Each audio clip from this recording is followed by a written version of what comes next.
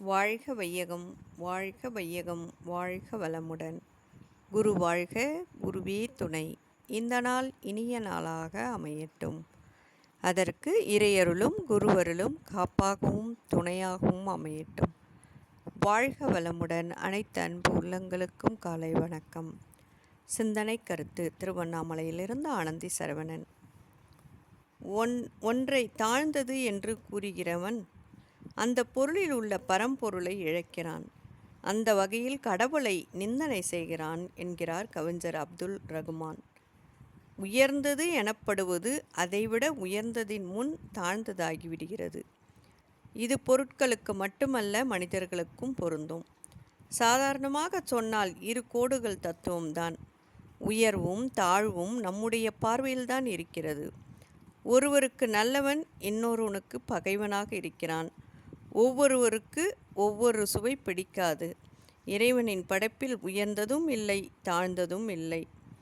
நாம் பாஷணம் என்று கூறும் விஷப்பொருட்கள் கூட சில பயன்பாட்டுக்கு தேவையாக இருக்கிறது. விவசாயத்துக்கு பயன்படும் பூச்சிக்கொல்லி மருந்துதான் மனிதர்கள் தற்கொலைக்கு அதிகம் பயன்படுத்துவது விஷம்.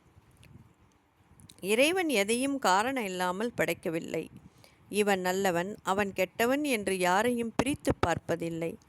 எளியவர்களை பார்த்து ஏளனம் செய்பவன் பணக்காரர்களை பார்த்து பொறாமைப்படுகிறான். எல்லோருடைய தன்மைகளும் ஒரே மாதிரி இருப்பதில்லை. தன்மைகளின் வேறுபாடுகள் இருக்கின்றன, அவ்வளவுதான். மலையிடம் இருப்பது கடலிடம் இல்லை, கடலின் தன்மை மலையில் இல்லை. அதற்காக மலை உயர்ந்தது கடல் தாழ்ந்தது என்று சொல்லிவிட முடியுமா? ஆணிடம் இருப்பது பெண்ணிடம் இல்லை, பெண்ணிடம் இருப்பது ஆணிடம் இல்லை. பறவைகளுக்கு 2 கால், விலங்குகளுக்கு 4 கால். பசுமாடுகள் பால் கொடுக்கும், காளை மாடுதான் வண்டி இழுக்கும். மீனுக்கு கால் இல்லை, விலங்குகளுக்கு சிறகுகள் இல்லை. ஒன்றிடம் உள்ளது இன்னொன்றில் இல்லை, அவ்வளவுதான். இதுதான் வாழ்க்கையின் நேதி. இதுதான் இருத்தலின் இயல்பு. இதில் ஏற்றத்தாழ்வு பார்ப்பது அறியாமை. இதை இருதலை இயற்கையை இருப்பதை அப்படியே ஏற்றுக்கொள்வதே ஞானம். ஏற்றுக்கொண்ட பின் அவனுக்கு இன்பம் இல்லை, துன்பமும் இல்லை. வாழ்க வளமுடன். நாமும் நம் அன்பு குடும்பமும் வாழ்க வளமுடன். நன்றி.